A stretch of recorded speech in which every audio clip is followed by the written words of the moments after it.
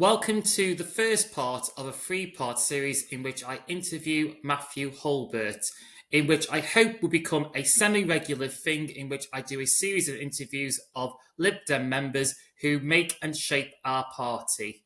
In this interview, I introduce Mathew and we talk about family life and growing up, his relationship with his parents, school life, and navigating childhood challenges, and much more. I hope you enjoyed this, the first part of this interview, and let's get into it.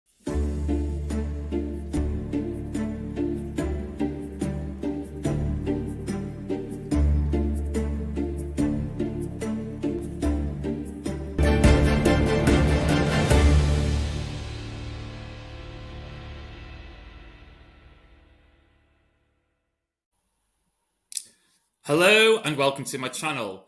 My name is Andy and I am the Yellow Rebel. Now, regular viewers might have noticed something different today. Only Mathew Hulbert is with me, and I can already imagine some of you shouting at your screens, but where's Luke? Where's Luke George? Don't worry, Mathew and Luke haven't had a dramatic falling off screen. If there's one thing we LibDems try to do, it's to remain constructive and polite, even if we have disagreements amongst ourselves. So, no, rest assured, Mathew hasn't buried Luke under the floorboards, unless I know something different. That would make the interview quite interesting, wouldn't it? Luke is very much still with us as a regular panellist and remains a good friend to both me and Mathew personally, even if we don't always see eye to eye on every bit of liberal politics. The reason it's just Mathew and me today is that we're doing something a little bit different and special. The launch of my very first interview, in which I hope will become a regular series. I've been wanting to do this for a long time, and Mathew will probably remember this, but this was actually the original idea behind the channel.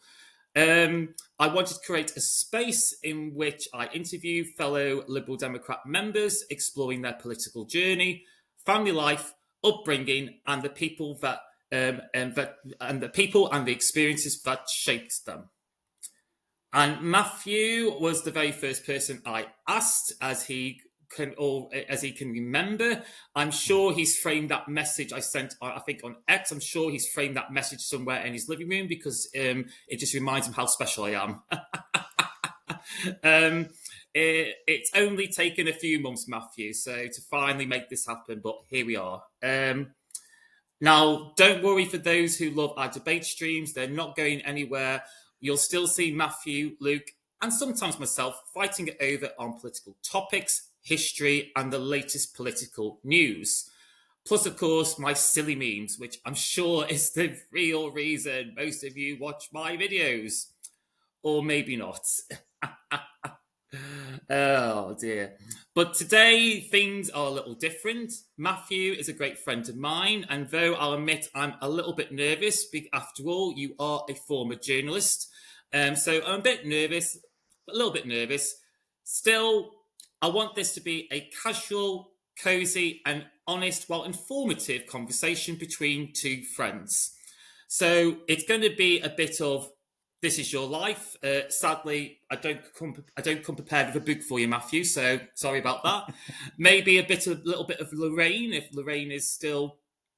I could say still with us. She is still with us. I meant the show, and a mix of Piers Morgan's life stories. But less said about him, at least for me, less said about him, the better. We'll talk about Mathew's childhood and upbringing, his journey with faith and sexuality, the moments in his life in which he became politically aware, his career, his activism, and of course, more recently, his podcasting, as he is a co-host of Political Frenemies, and has started to do a relaunch of his YouTube channel in which he does like kind of video diaries, I guess. I think probably video diaries is the best way of describing them. So with that, Mathew, welcome. Now, before we dive in, I just want to say thank you for doing this for me. I really do appreciate it, and I extend both my gratitude and my love. You're not only a fantastic guest, but a great personal friend to me. And I love you loads, mate. Well, Andy, it's so great to be with you today. I can't tell you how much I've been looking forward to this, to have the chance to chat to someone who has become, in really a short time, such a close and dear personal friend to me. It really means a lot, and yeah, me and Andy have this thing that we think is important, and we don't think that guys, that men, do this enough, which is to say in a platonic way, in a kind of brotherly way, that we love one another, and I don't know why. It's all to do with being macho and all of this stuff that guys don't say that they love each other enough, and we should, because we do. When you clearly care for another person and you care for their welfare, and you know that they would be there for you if there was a crisis, that they would be a shoulder to cry on. You say you love that person. We say it most of the time, unless there's a bad relationship or something. We say it most of the time about our dads or our brothers. We're happy to say it then. But when it comes to mates, we don't tend to say it. And so me and Andy have this thing where we say that we love each other, and I do love you, Andy. So good to be with you today. I've been really excited for this interview. Nervous a bit myself because, I used to be the one asking the questions. I'm now the one answering them. And, when you're talking about your life, don't quite know what's going to come up. But as I said to you yesterday, via text, mate, I am an open book, and I am, but I think the reason why I wanted to do this, and why I was so pleased when you offered a few months ago, was because I think people see me being quite forthright in my opinions. They see me, for a few minutes on talk, or they hear me on LBC or whatever, or indeed on my own YouTube, or indeed in your wonderful debates. And that is still me. That's absolutely still me, of course. I give my views. But it's not all of me. There's a person behind those strident views. And I hope that, if people are interested when this goes out, I hope that it'll be because they want to find out who I really am. Also, brilliant. And once again, very, as I borrowed your word, robust answer. I don't know if that's appropriate. Is this your first ever, I know you do interviews. You've been interviewed on Talk about your campaigning. You obviously go and do a lot of work with Peter Cardwell, and whenever it's not Peter Cardwell, is the other the other many fine, even if I disagree with them politically, fine presenters. But is this the first interview in which people have digested about your own personal life? Because I think the intention of this interview, like I said to you over in WhatsApp, is that I want it, like you said, you're quite hard skinned, you've got your forthright and you've got your views. Right. But I think sometimes we forget that there is a person behind that, and I hope to do justice in which we explore, your family life, your background and your journey. But is this the first for you? Is this the first in which people really began to sort of like Piers Morgan's life stories, have a real cozy, honest, but human conversation about you as a person and your life? Yeah, it absolutely is, and that's why amongst all of the excitement has been a bit of tension and a bit of nerves, because that should be the case when you're talking about, as we'll get on to, issues which are perhaps quite sensitive, or which will be emotional. Of course, there's some nervousness there, but yeah. So this is the first interview of this kind that I've ever done, despite all of my years. First of all, my years in formal journalism, then my years in formal politics as a councillor, the years since where I've been campaigning and doing kind of political commentary stuff. This is the first time that I've done anything like this, so I'm glad I'm in very safe hands, Andy. Of course, you're always in safe hands, even when we're not in agreement all the time, which I think I did justice in the last two debates. I was kind of more on Luke's side, but I think I was more on your side on with the Maggie one. So the first one, wealth tax, was more on Luke's side, but I think on the wealth tax, I was on Maggie. I was more on Luke's side. But I wouldn't be a centrist. It's triangulation politics in action there. But no, that's it. This is quite. It made me nervous now because this is my. Now that I've got that information, I think, oh God, I'm going to have to make sure I get this right. So. Let's start from the beginning, because obviously, so let's talk about your childhood and the sort of early family life of Mathew Hulbert. So if you can just explain to our audience about where were you born, what was life, did you move around the country, or have you always, because you live in Hinckley, or is that like always been a permanent home for you, or the sort of Leicestershire county? So yeah, if you could just explain to our audience, like what was family life growing up, your relationship with your mum and your dad, because I do know that because we know each other quite personally, that there were circumstances in which your mum and dad, I think, separated in at one point, and how did that impact your relationships? Because obviously, in today's society, I love that you say, families are so diverse now. You can have two mums, two dads. You might just have your mum, you might just have your dad. So, how did that impact you? And just basically, sort of the early life of Mathew Hulbert. Was it a happy childhood? Was there? Have you got siblings? Have you got? Is it a large family? Let's sort of unpack your beginnings, I guess. Okay, yeah. So I was born on the 29th of February 1980. Yes, that was leap year day, 1980. So I can perhaps come on to that a bit more in a second. I was born at the Leicester Royal. Oh, indeed. I was born at the Leicester Royal Infirmary. So literally born in the city of Leicester, but then have always actually lived in the county of Leicestershire. So spent. Okay. So I lived in. So I now live in Hinckley, the town, but just down the road, literally just down the road, mere minutes away, is the village of Barwell, where I grew up and lived literally until I was 41. So just a few years ago. And then I moved here to Hinckley, just up the road. So I've always lived in this part, southwest Leicestershire, Hinckley and Bosworth. When people always go Hinckley and Bosworth, I always have to go, as in Battle of Bosworth, and then people kind of get a gist of where I am. Yeah, Richard III and all of that. Although Barwell is a little bit, Bosworth and Barwell are not close to each other. But yeah, so I grew up in Barwell.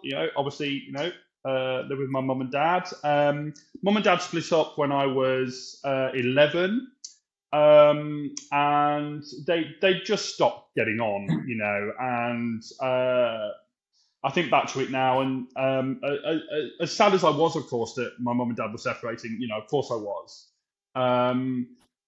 And I'll come on to in a second kind of how that happened and the impact that it had on me. But actually, I look back to the years before that, and there were increasing numbers of rows that would take place in the house, and that wasn't nice, And by this point, both my brother and my sister, so I've got a brother and a sister, Mark and Deborah, but they both moved. They're 10 plus years older than me, so by this point they'd effectively kind of just about left home, to get on with their lives. And so it was just kind of me and my mum and my dad, and they weren't getting on. So so ultimately it became the case that my dad found someone else. I don't really like this term particularly, but I guess it's the truth that he had an affair. He had an affair with a woman at his work. She went on to be his second wife. And as much as, as a young kid, you don't really understand the world, do you? And I think I resented her for a long time. Thankfully, before she sadly died in her late 40s after a kind of brain aneurysm thing. But thankfully, me Yeah. and her were in a good place by the time she died, and I'm so grateful for that, because I don't Yeah. ever like the idea of someone dying and you not being at peace with that person. And the fact is, she loved my dad, and my dad loved her, and that was just what it was. In terms of so as I say, mum and dad split up when I was 11. I was just about to start high school, and I'm going to tell you this story, and I don't want it to. It kind of reflects a bit badly on my dad, but I should go on to point out that in his own way, he was a great dad, and in his own way, he was always there for me. And certainly in the years after this, he was certainly always there for me. So I don't want it to come across that he wasn't a good dad. He was a good dad. He just made some decisions where, we all make decisions in our lives, don't we, sometimes, which we reflect back and we think we could have done better there. I certainly know I've certainly had times like that. But so my dad, he was a very skilled engineer, but he left that and went into taxi driving. And he was very late on this day back on his taxi driving shift. And he sometimes would be late coming home. And so it was nothing new. But me and my mum, and remember, I was just 11. You have to try and picture 11-year-old Matthew. So I can remember that me and mum were sat in our front room in Barwell on Glyn Close, and Dad's taxi pulled up. He let himself in the house without saying anything. He'd gone upstairs. Me and mum didn't know what was happening. He was self-evidently packing himself some clothes. He came downstairs, came into the front room, and with me sat there, said to my mum, "I'm leaving you," and he went. So that was, yeah. I mean, it's a long time ago now, but I think the way that he did that was deeply insensitive to me, and I think in many respects it still has. I think it still has an impact on me to this day, because I think I find it difficult to trust people, and that's why. I mean, it's really ironic, isn't it, that I've told you this in private, Andy, that my mum would have absolutely loved you, and she would, and mum always said that I, the friends that I have, the friends that I picked, I don't really like that word, but you know what I mean. We're really good friends, and it's because it takes me quite a long time to. The irony is with you is that I know I could trust you almost like first off. It didn't take long, but I'm not necessarily per se trusting of people, and I think it's because I think in the way that my dad did that, it kind of in my little brain as a little 11-year-old lad, I think something kind of switched. I think I've kind of lost my innocence in that moment. And now I should point out that Dad went on to help me in numerous ways after that. So, for example, fast forwarding many years, when I had graduated and got my job in local radio, I didn't drive. Still don't drive now. I've never driven. I hated my You don't have a license? No, absolutely abhorred my driving lessons. Knew that I'd never be a driver, and so my dad during my I've got the brain for it. Like no, just hated it. Just hated it. My mum was like that. And my dad drove me around, so much to help me do my job when I was in radio. So I don't want to give the impression that he wasn't a good dad. He was a good dad. He just made some choices that I wouldn't have made, and that little scene from when I was 11. I mean, when I had after Mum died, and we'll get onto this, but after Mum died, I had grief counselling, and one of the things that we ended up discussing in my grief counselling was the impact that this scene that I've just relayed to you kind of had on me, and has had on me in adulthood. And it's funny, isn't it? These things can happen in your childhood that you might be sad about, but that you don't necessarily think has had an impact on you, and then you work out later in life that these things have a massive impact on you. Yeah. So that's a that's perhaps the saddest kind of scene from my childhood. But in general, I had a happy childhood. So obviously, from the age of 11, although I saw my dad, and I used to go and visit uh, um, him and the lady who became his second wife at their house um, in a part of Hinckley. It was effectively mum who then raised me like as a single parent, really, and I think this is part of the And reason why. Yeah. I was gonna say, like, because you talk a lot about in when I see you do interviews, you talk a lot about how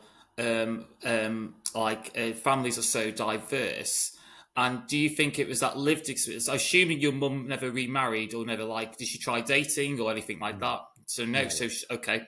So she loyalty was to you then, I guess, Mm. sort of growing up, and, Absolutely. like, and maybe there's some psychology there for your mum that she was like a bit like what you said about trust. She probably thought, Mm. well, it's quite interesting, the similarities between your mum and my mum. So my mum's first marriage, she was, I won't say a lot, but she was in a domestically abusive relationship, and her husband was an alcoholic.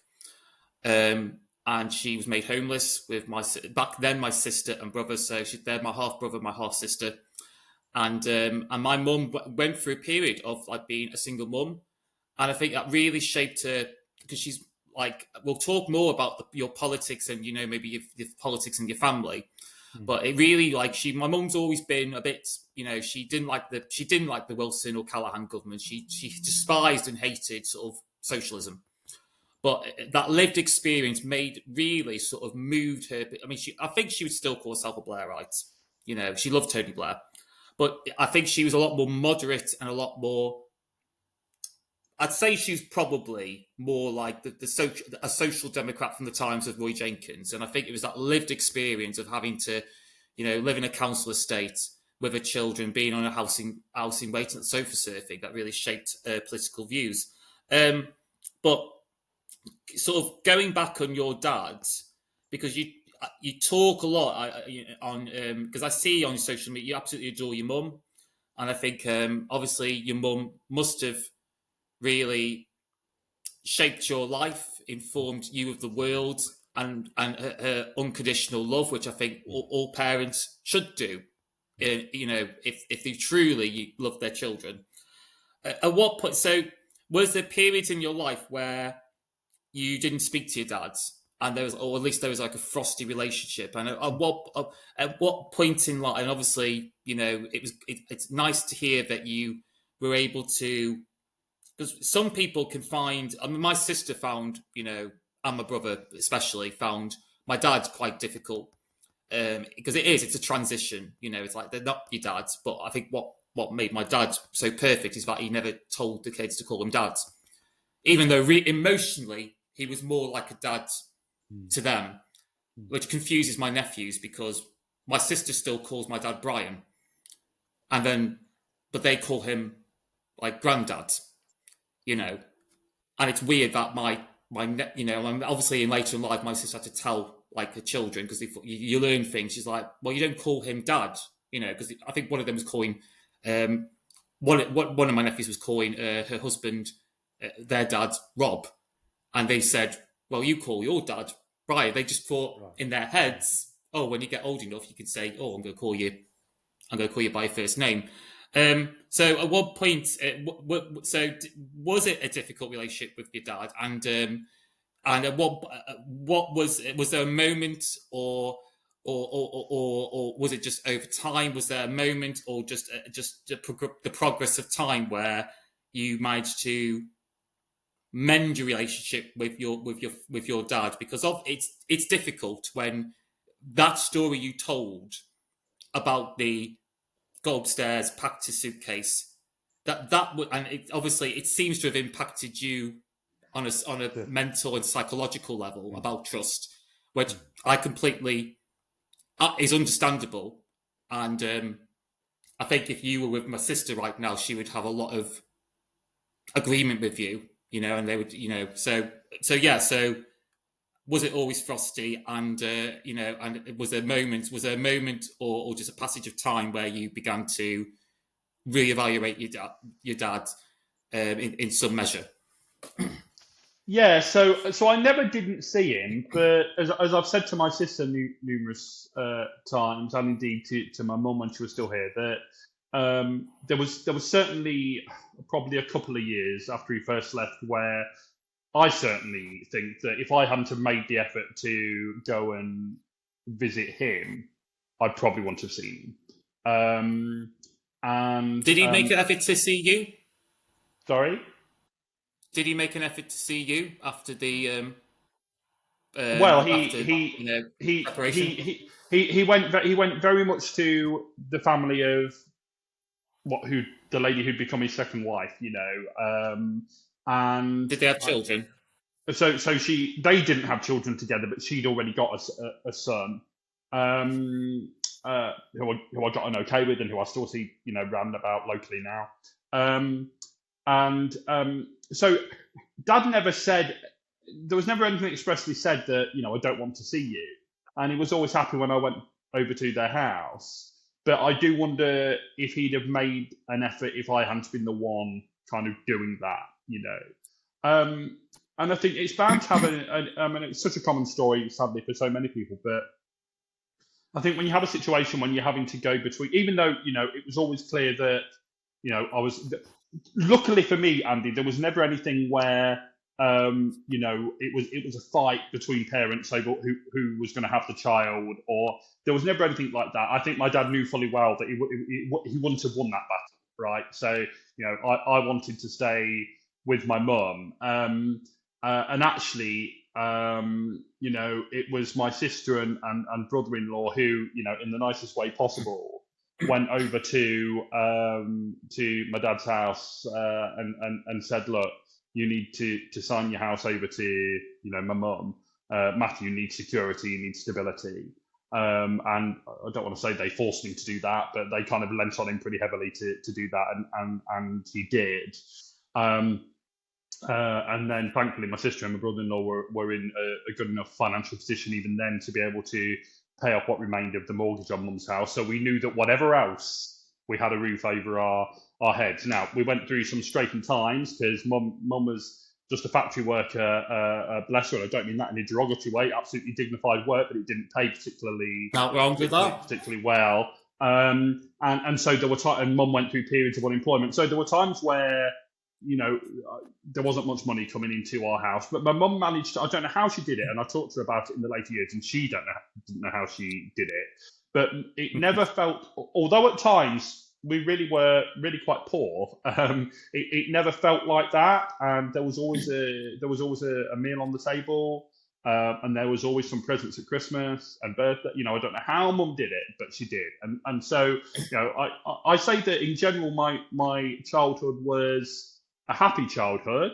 I guess in a sense it was a typical in difficult kind of circumstances. Yeah, in difficult circumstances, but I guess it was kind of a typical working class childhood. We'd go up to the local club and enjoy time there. But sadly, Bar only now has the Constitutional Club, which is in effect the Conservative Club. But they used to have a Liberal Club as well. Like many Liberal clubs up and down the land, they sadly died out.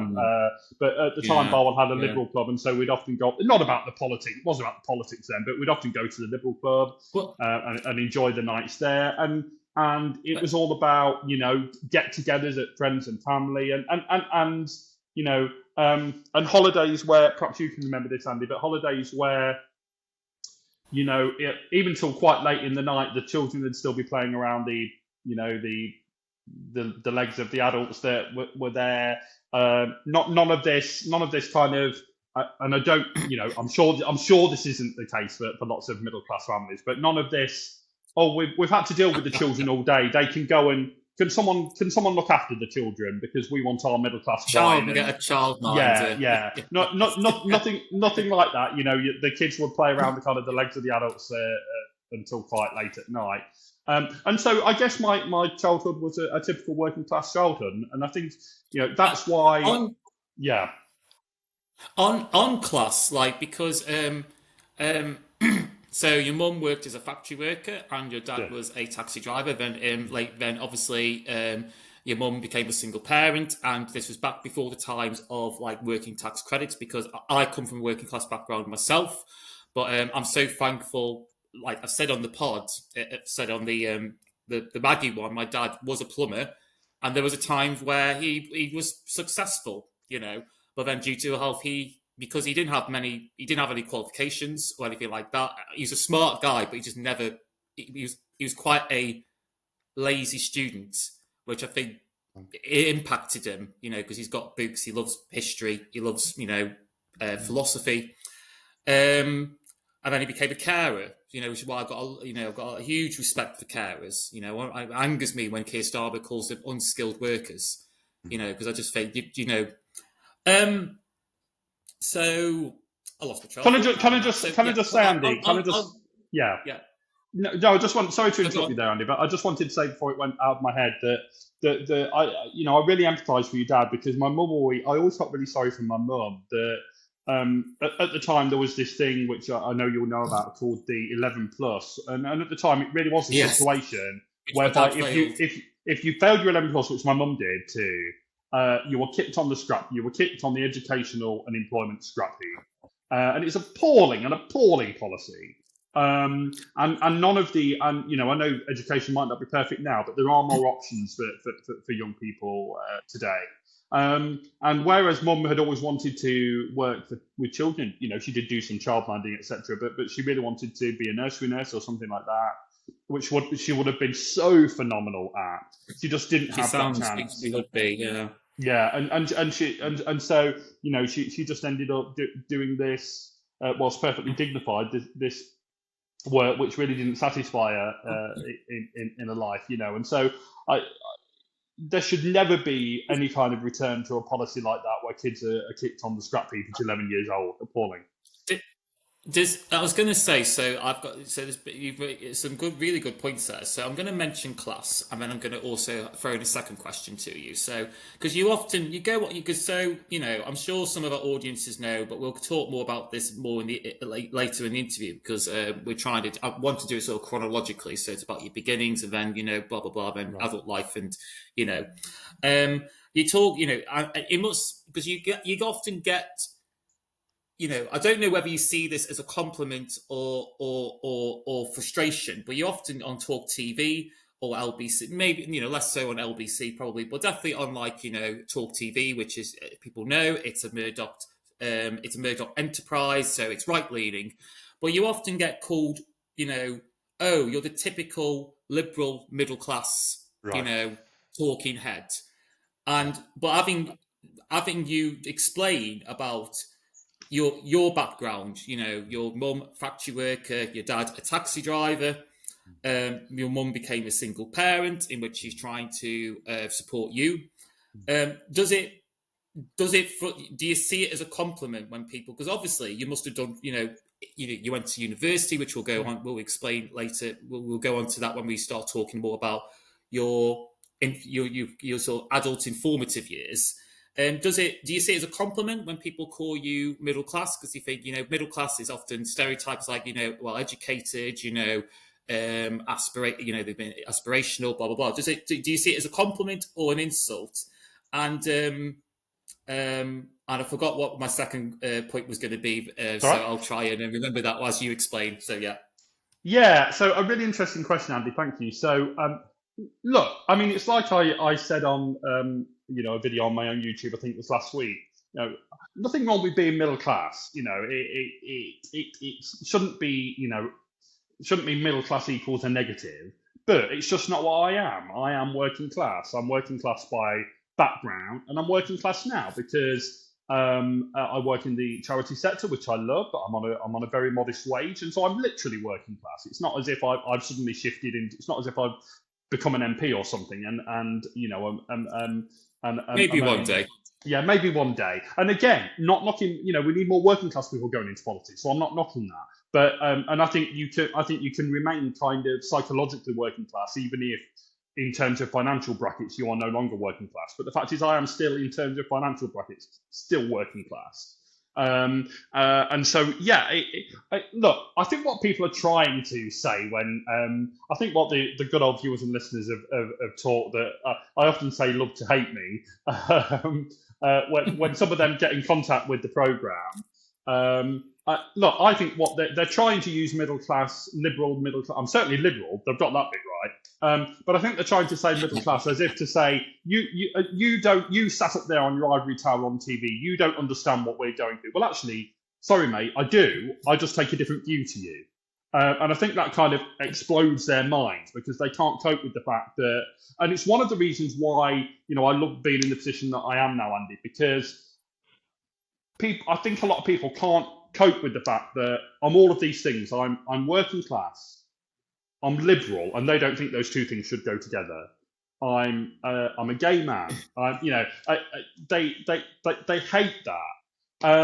And you may wonder, well, how have you ended up in this position when it's generally perceived that working class people are all kind of on the right or whatever, which, by the way, is a load of old hogwash in the first place.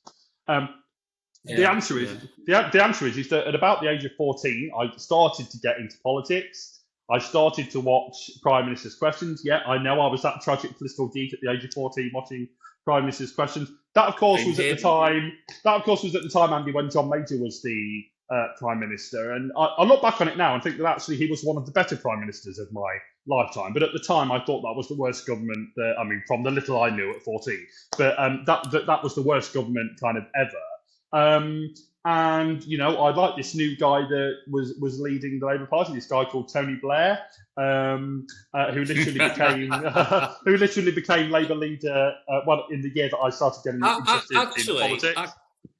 Actually, let's actually explore that. So so let's explore. Actually, we'll park that, but we'll explore it. So we can make this one quite brief. So we talked about family life, early, childhood, early family life of Mathew Hulbert, and you mentioned about your parents. I'm assuming, I think at least what I'm understanding, that they failed the 11 plus, and I completely agree. I don't think we should really be, we shouldn't write the life chances of people based on the through the 11 plus, in which it was literally if you've passed or you failed, that's it. If you failed, you're on the scrap heap and that's it. Which I think must have really informed your politics, really. But let's talk about school. So what was school like for Mathew Hulbert? Were the particular, because you're quite into your politics. I'm guessing you're like me, you're into history. And you're I think you're 9 years older than me, so obviously by that extension you've got more history than me. You've got more living history than me. So what was school like with there? And was there? You mentioned your sexuality. Did you start? Was there a moment at school where you began to sort of maybe not explore, because that sounds. I'm trying. You started to realise your sort of your blossomings about what you were as a man, and obviously you mentioned about your dad, about trust issues. Did that impact your school life? Did you have a lot of friends, or did you have just like one? What was your friendship circle quite large? But let's just touch on school life more generally. But I want to, because I do think there are, for me, at least for me personally, I had teachers who inspired. Because I think teachers are quite important. They because you mentioned it, like in the last one about Thatcher, it's about community. And I know Thatcher was all about the family as well, but it was very like the individual and the family. But I do agree that actually it is about community.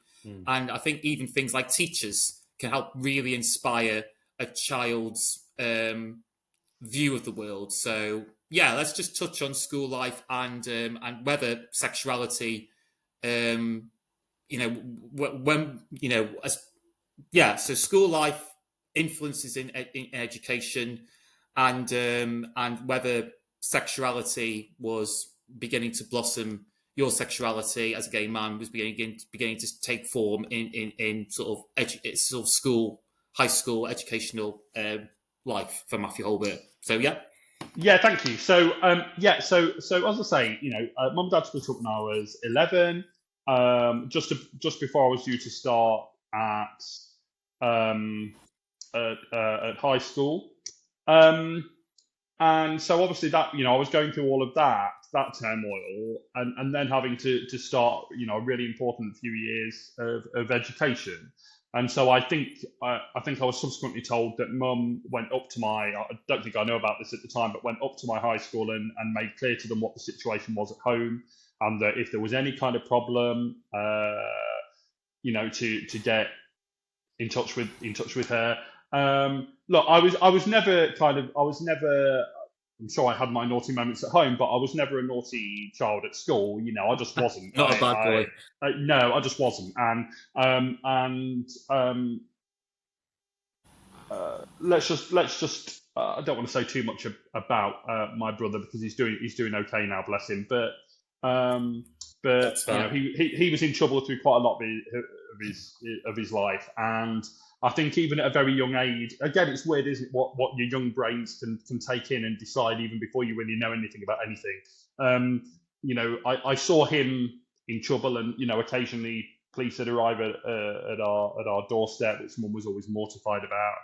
And I can remember, I must have just thought in my little brain, that will not be me. I will not be the person bringing police to our front door.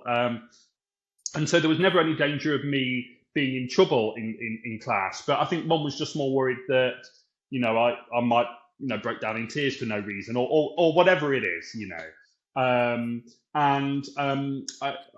don't think that happened. But of course, I was having to deal with the situation at home, and then having to go and try and do my best in the classroom. And of course, that was difficult.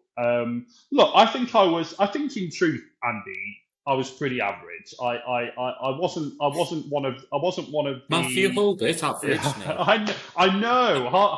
Hard to believe, isn't it? Given my public persona. But yeah, I don't think I was one of the cleverest.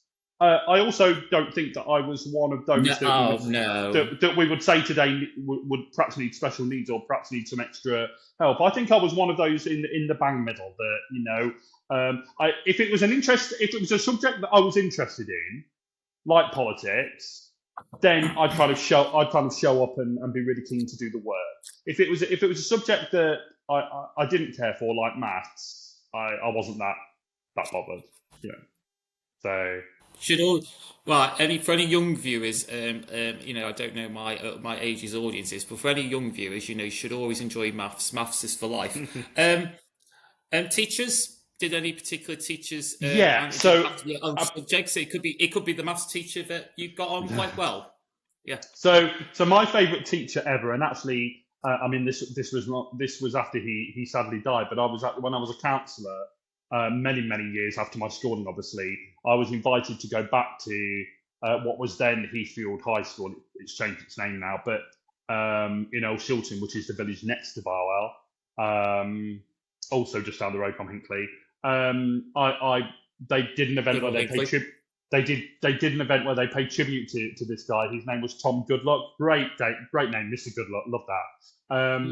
And he was my English teacher I think he was only actually my English teacher for a year, but it was a year that really, an academic year, but it was a year that really had an impact on me. And I was able to go back and pay tribute to him. Because as well as being my English teacher, he was also like the head of drama at Heathfield High School. And in that one academic year, I took part in 3 school productions during that year, which I absolutely loved. So, oh wow. I can even remember it. I was in a production called The Vackies, about evacuees in the Second World War. I was in a production of A Midsummer Night's Dream. And I was in a production, Shakespeare. And I was in a production of, I played Scrooge in a production of, it was actually a production of lots of different Charles Dickens things. So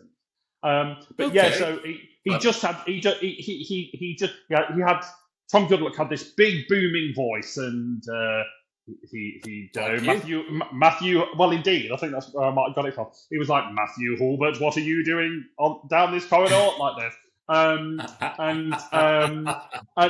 he was just a larger than life character, large in physical stature, but a larger than life character. And I think that the great irony, Andy, and I know you'll find it hard to believe, and all of my viewers and listeners who know me now will find it hard to believe, but I used to be quite shy. I mean, I really genuinely did used to be quite shy, and he really Okay. brought that.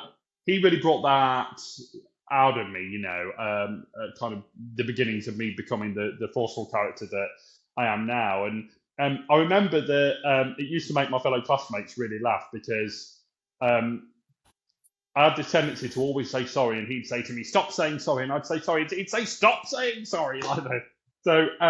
So I always remember Tom Goodluck really well, I'm and sorry.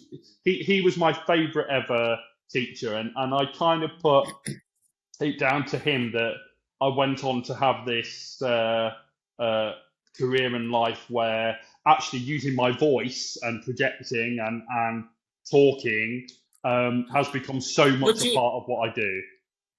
would you have like because he was a drama teacher as well? Would so English and a drama teacher? Would you have considered it? Like, did you enjoy acting? Did you enjoy? Obviously, you did 3 productions, which is like I think these days you struggle to get 1 production in a school off the ground. Would you have considered doing acting as like a serious, or were you one of those like me, or more so my mum? Were you always having this logical? Was it always academia and stuff like that? And thought, oh no, the arts can't. I can't be doing the art. You're just, as my mum would say, in the art, it's like, well, you just end up as a waiter. Which is I think a bit mean. I think it's a little bit mean. But would you consider doing acting?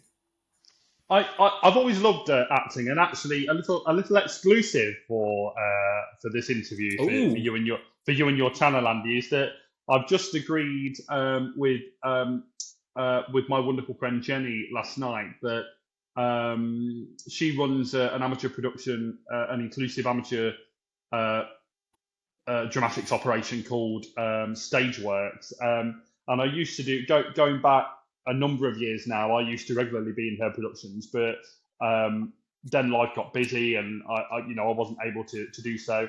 And even though now I'm still not able to kind of be in the main production because it rehearses on an evening when I'm at work, I am going to be part of the chorus, which I can rehearse for that separately, and then go and be part of wow. the show when it's on. So I don't even know what show it actually is yet, but I know it's next February and it'll be taking place locally here in the Hinckley area. But so I am going to be. I mean, I We'll think plug you it. call We'll that. plug it. I don't think you call that quite acting, but I'll be part of the chorus. But yeah, so I'm really looking forward to that. And yeah, I've been in numerous productions, amateur productions down the year. I never considered it as a career for me, to be perfectly honest with you. I really wanted to Mhm. get into journalism, and the honest truth is, and funny enough, Andy, I met up with my friend Daniel the other Friday night, and Daniel is just about my oldest friend. There's only one friend that I've known for longer, because me and Daniel started at Castlemead Hospital Radio here in Hinkley, the smallest hospital radio station in the country, when on the same day, obviously we didn't know each other then, but on the same day in 1997 when I was 17 and Daniel was 16. But then 14 years. Daniel, ironically enough, although I was the one that had been to uni and everything, Daniel, who didn't go to uni but who just got involved, just started getting involved in the local commercial radio station here, actually ended up being my editor after I'd graduated and got into radio proper. I know, there you go. I think that says a lot, really. But and so so me and Daniel have kind of grown up in radio, but perhaps we might get onto my radio years